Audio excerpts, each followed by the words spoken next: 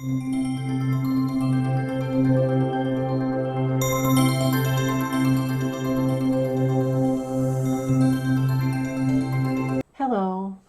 welcome to my channel and welcome to Magical Maidens Jewelry Tutorials.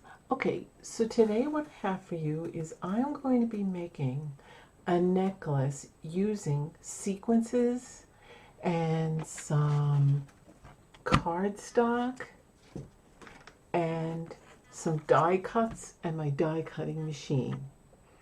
Okay, so let's get started. So some of the things you're going to be needing for this craft is some sequences, any color you want. I have nice blue ones and silver ones, but today I'm going to use the silver ones. And then I'm going to use some die cuts, and you need a die cutting machine as well, and some jump rings, and some jewelry working tools, and some E6000 jewelry glue. Okay, so the first thing you want to do before you start constructing your chain that you're going to be making for your necklace, we're going to put these aside because I have to get my die cutting machine out. So I'm going to put everything aside. You're going to need cardstock. Now, if you don't want to use cardstock, I have the material that's like rubber mat that looks just like this. I'm going to show it to you in a minute. So here's my cardstock. I have red, green, I have black cardstock, but this is like rubber glitter mat. Now the die cuts I have don't cut as well through that, unfortunately, but some do. I just have to find a sharper ones. I got cheaper ones, but the better ones cut. And so the mat I typically use in silver, that's a rubber mat, would be this one, and then I like this one because it has scales. Sorry, all my cardstock's going all over the place. So as you can see, it's very different from cardstock. It's thicker and it's material. And I'm sorry about the blurriness. There we go. So that's the cardstock.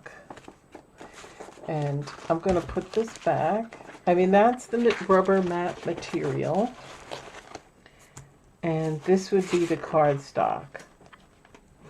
You can use whatever you want. I would prefer to have used the rubber mat, but unfortunately these aren't sharp enough. Now you can find some that are, and typically anything's compatible because I have a Sizzix Big Shot, and most of the sharper ones are compatible, but for some reason they're not going through the material like I want it to, because you can use leather with a die cutting machine and different types of material, and again the rubber glitter mats. So I'm probably going to purchase some of them in the future when I can afford to do so, but right now I'm working with what I have is the 30-piece, cheap 30-piece set I got for like $8 on Amazon, and a combination of like 30 different types of shapes and sizes.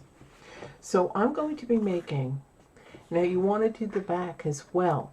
So you have to make 4 of these and 4 of these. Now what's time consuming is you got to punch out all the little holes, and you need like a pin or a tack or a toothpick or a crafting tool for that, okay?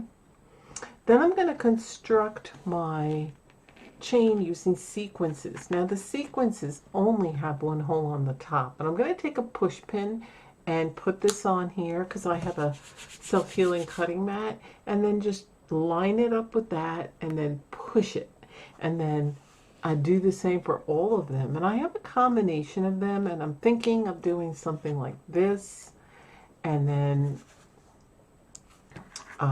basically putting that in the middle, and then again continuing that, and then doing this, and then another one of these on this side, and continuing that. And then maybe I'll have some sequences hanging down. I haven't decided that yet. But this is all cheap. All these products I got from Hobby Lobby, including the die cutting machine, which is my husband got it for my birthday last month. So it's a die cutting machine, and he got that from Hobby Lobby, the Sizzix Big Shot. And these I got from Amazon. I'll put all the information below.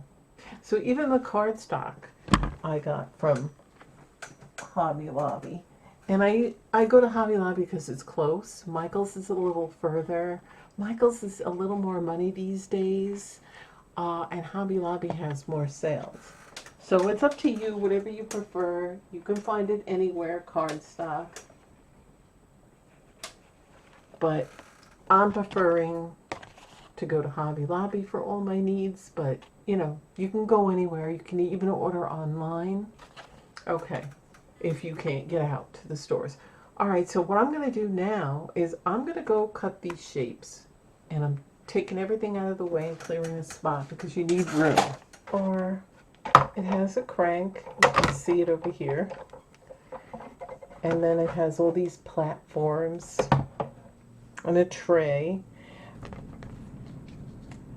And then I'm going to be using this shape. So I only need a little square. You don't want to waste your cardstock or your material, whatever you're going to be using, by cutting out too big.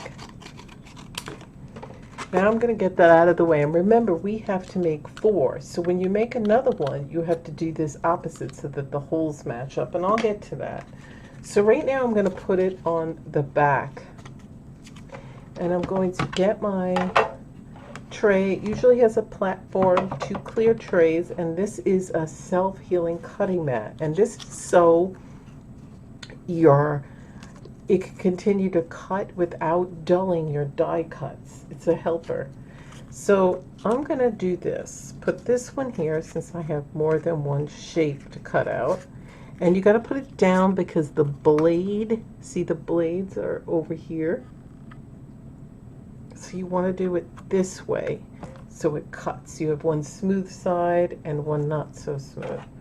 Okay, now I'm going to put this over, make sure they don't shift, and now go like this, and it has to catch. There it goes. Now you're gonna have to hold this. So if you have arthritis problems, it's probably better to get a little more expensive one, but the electric one. Now you're gonna hear crunching sound, and you're gonna have to use a lot of force. And I usually go move it backwards again, just to make sure it's cutting through, and then go forward again. Okay, so let's see.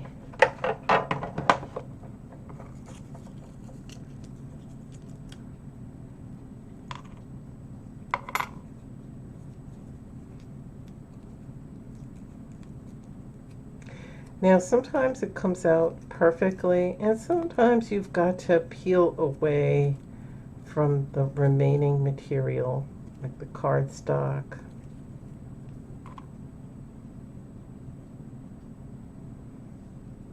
And then you can poke holes through it. So that's what this is going to look like. But if you have to peel away, some of it doesn't all go, so you just trim the excess. All right, and I'm going to have to make another one. And then see how this is over here? You're going to want to get something, whether it be a crafting tool or a toothpick or a pin, because we have to do the other side, but it has to match up. So I'm going to put the paper opposite. Okay, so now for this one.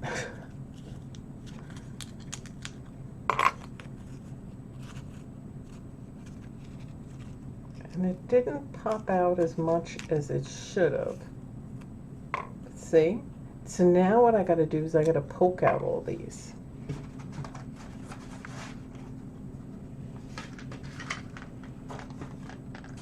Now, you can use a toothpick or a crafting tool. See, the crafting tool is a big inside, or a pin. And then you're going to want to do this over the garbage, more or less, but I'm going to show you how you just poke that, and then the pieces go, they should come off. You might have to flick it with your finger, see? So that's what I'm going to do, but I'm going to do that off camera, and then I'll show you when I get ready for the other side. So I'm going to do that now, and then I'll mess with these later. It gets stuck here too. You might have to poke and get them out of that. So I'm going to just cut a little piece. Once again, make sure you put that and see how much you need, because you don't want to cut too much and waste it. So I'm going to do one at a time. So now I have to do this opposite, because this has got to line up. The holes have to line up with this, because I'm going to put them like this after I poke everything out. So I'm going to I'm just doing one shape at a time. Now you can add more, but for a better cut, I think why I didn't get a better cut on the last one is I did 2 at a time. But it's up to you. Sometimes they work if you have better die cuts. All right, so here we go.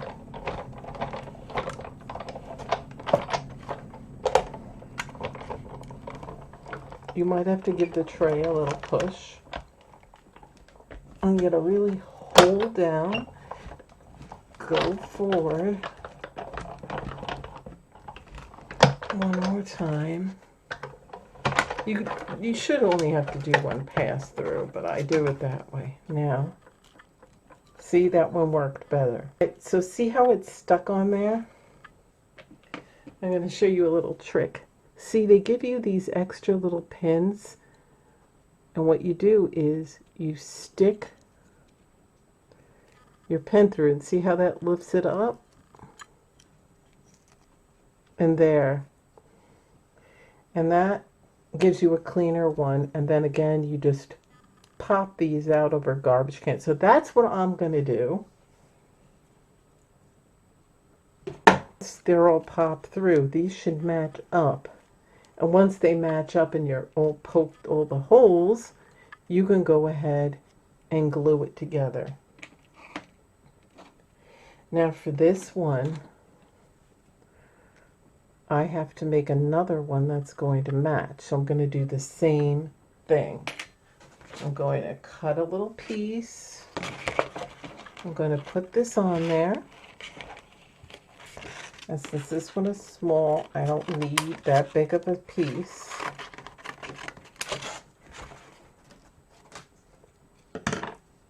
And now I'm going to go this way. It's got to be the opposite. I got to put it on the glittery side, because again, it's got to match up. So I'm going to put it over here, put the tray, sandwich it, and do this all over again. Sometimes you have to mess with the tray.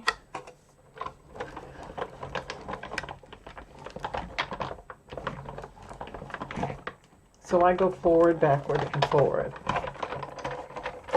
Again, you don't have to do that. And then, see how much better that did it when I did it by itself? And then I'm going to poke these out. And then this will line up once, see?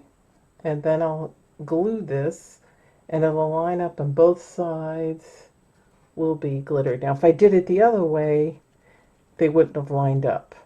So that's all you have to do to get them to line up. And I got to poke a hole through there, and then clean that up. So I'm going to do that off camera, and then we're going to go ahead and construct the necklace chain made out of sequences. Okay, so what I'm doing, you can do this over a garbage can or over a little plastic cup, but see on the die cut, the pieces that get stuck, you could take a toothpick or a push pin or the crafting tool. That'll work just as well. And then you're just going to go through the holes and poke out what didn't come out, okay? And then you put that aside. And that's what I'm doing now. All right. And look, you could even keep these little, they're like almost like the sequences. So I might do that for the pieces that got stuck. Whoops, bounced off. All right, so that's clean now, and the other one's clean. Okay, so now what we have is this one came out nice and clean, but this one just has a little bit to poke out, and that's that part. And sometimes they take a little finagling.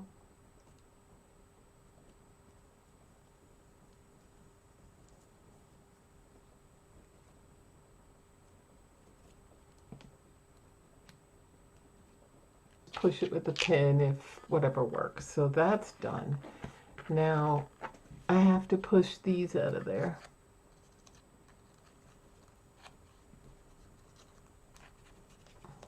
That's gonna look, because it'll show you the holes. See, this one came out better, it cut better because I did that by itself. Okay, so now we've gotten to the point where we poked everything through and we have to glue it. So you want it to line up with the holes and look as good in the back as the front. So we're going to take the pieces and lay them like this. I'm going to do these first. And then we're going to take our E6000 glue, and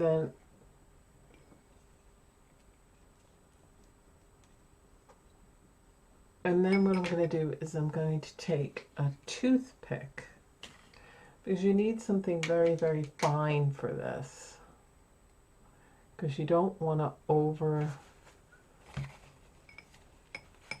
you don't want to spill the glue all over the place, because you don't want it to ooze out. So we're not going to put too much glue all over the place, and move it around.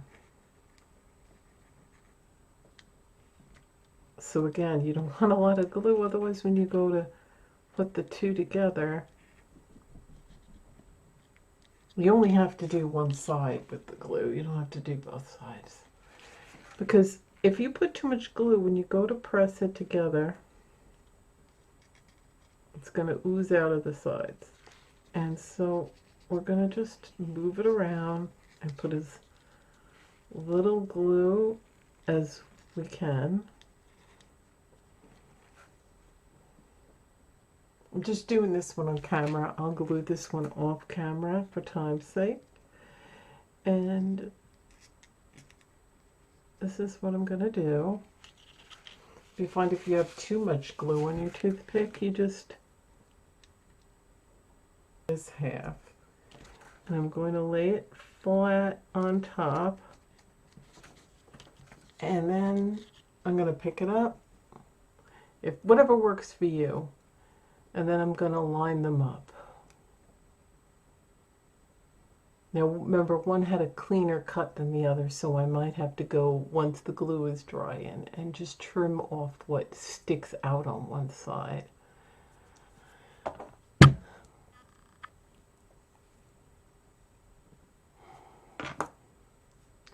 And if you put very little, then a lot of glue shouldn't have gotten all over the place. And it should look like this. Now I forgot that I'm going to have two of these on either side, so I've got to make another two of these. But I only need one of these, so I'm going to glue these. I'm going to go back and cut, and then I'm going to come back and construct this. But off camera, you don't need to see all that. I'm going to glue this together now. Okay, so now what I am going to do is I'm going to put these aside. I've poked the holes and glued everything together. So now E6000 glue takes typically 24 hours to fully cure. So I wouldn't go wearing these right away, but you do have some leeway and about 10 minutes to play with it. In about 10, 15, 20 minutes, it starts to adhere and it's good. It's not going to go anywhere. But just make sure that you don't put too much like I showed, and that you do make sure the sides are even and, you know, push down. And that is again why I tell you not to put a lot, because you're going to push down and you're going to take it and you're going to go like this. So you don't want stuff oozing out. It takes a steady hand a bit and a toothpick or something very thin to go with the glue and spread it, and then go ahead and let it dry. So I'm going to put these aside and let them dry. And again, they should be ready to mess within 20-30 minutes, but I won't wear it for a full 24 hours. So while those are drying, we are going to now construct our chain. And you will need clasp. Now you can get any kind of clasp you want. You can get the traditional round one, you can get the lobster claws, which I like to use, or the toggle, where the circle and the toggle. I like those too if you want to get all fancy. So I've got my sequences out and I've got these ones already. Now I want to see how I'm going to do this, because I will be needing these pieces. So I'm going to leave them nearby. And you will need your jump rings. So I'm going to try to see how I want these. And again, I'm going to have to push a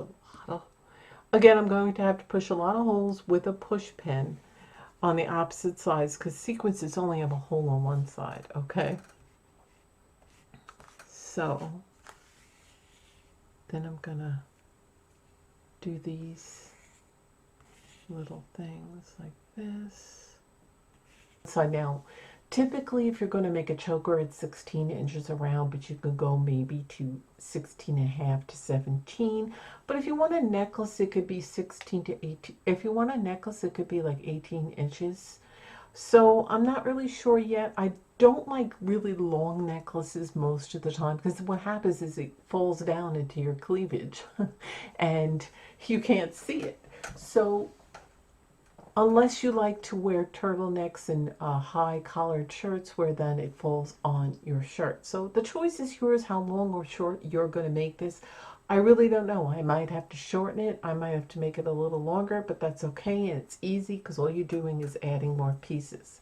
So right now I'm positioning it to see how I'm going to want it.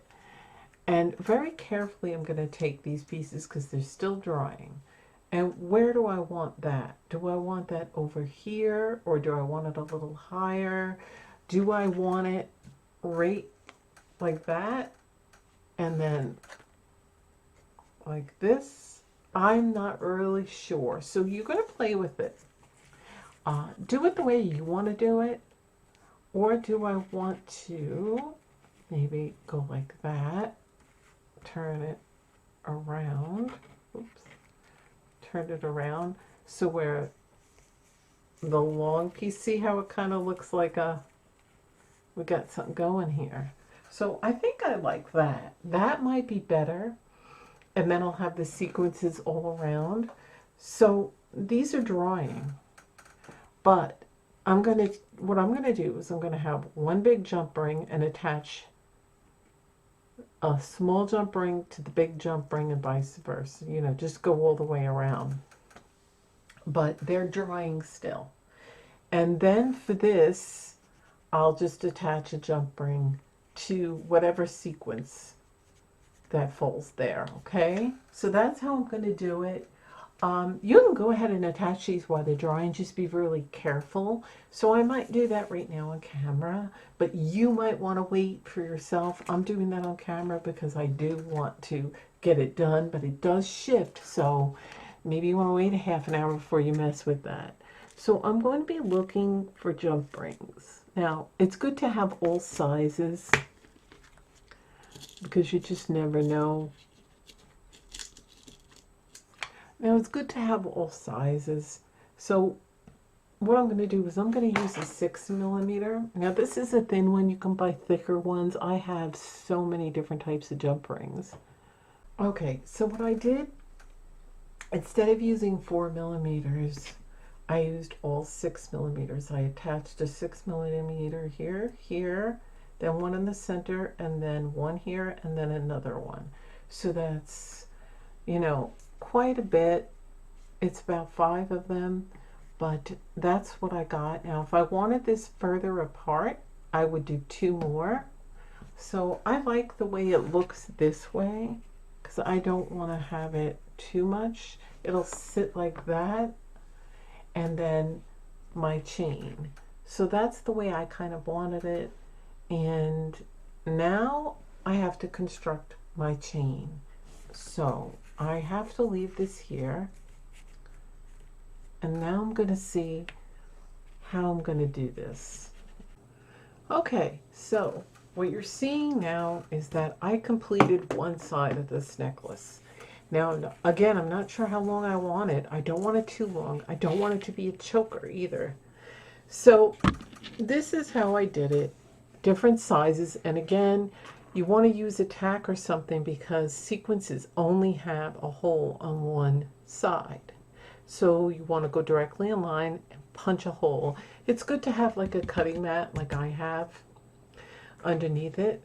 Now over here I have one of these which has a hole in the center, and I only used one of them, and I wanted it to be a little different because it's going into the front. And again, you'll have to make 2 holes on either side of those ones if you choose to use them. Some have holes in the middle, but most of them do have holes on just the top of the sequence. So now what I'm going to do is I'm probably going to use a wider jump ring to attach this. Now this might be too long. If so, I'll just remove a few of these. And then at the end, I'll put a jump ring and a clasp and then a jump ring on the other side. Basically judge it by the length.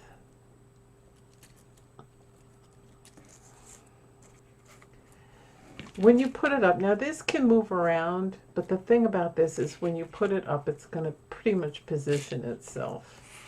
So now I'm going to go see if this is the length that I want. Okay, so I do have it at the length I want, but what I'm going to do is I'm going to keep this chain out so that I can make sure I copy it. But I do want to attach my jump ring, and I'm going to attach a rather large one like I did for over here. Okay, so before I start on the other side, I'm going to put a large jump ring with a clasp. Here I will have that, and I have the lobster claw attached with a bigger jump ring. So I was using 6 millimeters. Now it's about a 7 or 8 millimeter. Okay. Now I'm going to have to make the other side. Okay, so here it is. I finished it, and you get to look at it like that. And that's what it's going to look like. Now, I could make it longer if I wanted to, or shorter. Oh, I wanted it. I didn't want it too long. Of sequence, I can add them in the jump rings and add another jump ring to it. So it does sparkle.